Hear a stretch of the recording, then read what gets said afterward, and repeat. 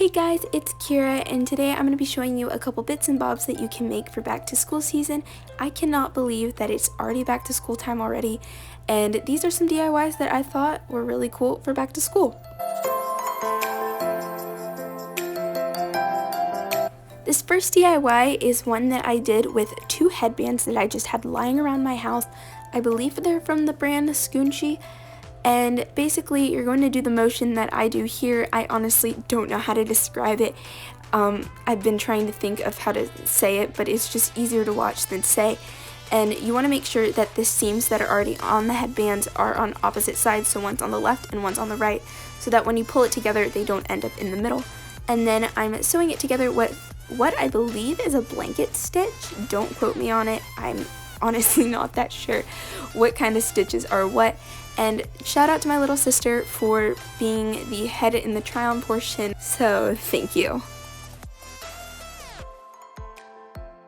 For this next DIY, you're going to want a cereal box or a box from some food product because it is thin enough to be a pin. Yes, I said cereal box, don't judge me.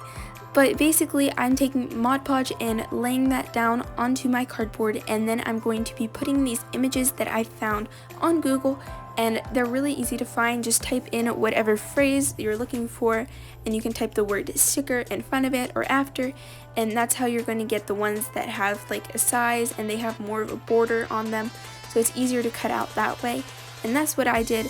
And you're just going to layer Mod Podge down and then put those on top, and then once you've put all of those down, you're going to put a final layer of Mod Podge on top before you get to making them into actual pins.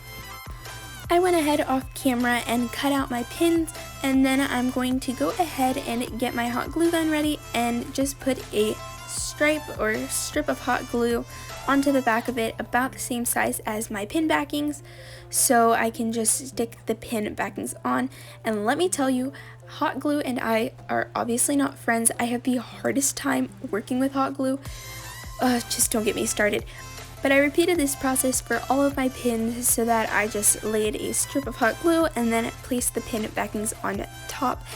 And this is much faster than using regular like Elmer's glue, but you can totally use Elmer's glue if that's what you have on hand and you don't have a hot glue gun.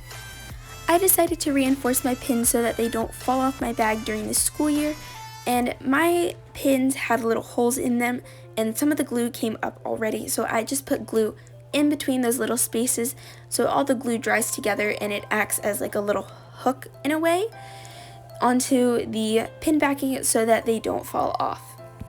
And once I did that, I was all done with making my pins.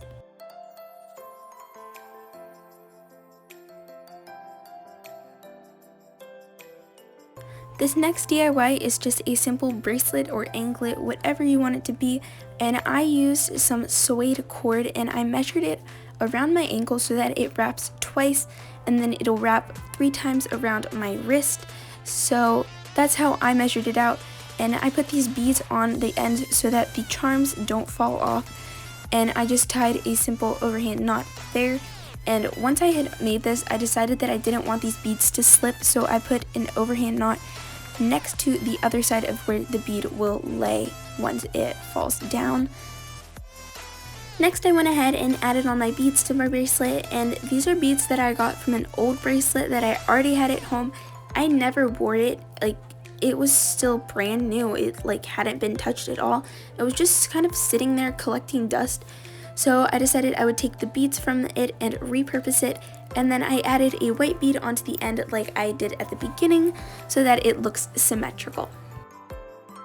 I decided to tie knots around where the charm and the beads were on my bracelet because I didn't want them slipping and sliding around, because I'm not a fan of bracelets that have beads that slip and slide around, but this is totally personal preference. This was just me. If you like how the bracelet looks with them slipping and sliding around, then go for it. You don't have to tie these knots at all. This was just my personal preference. And after doing this and making sure that everything was the way I wanted it to be, my bracelet was finished. I'm really happy with how these DIYs turned out, and if you guys enjoyed the video, leave a like and feel free to subscribe to the channel. It really means a lot. I hope you guys enjoyed the video. Bye!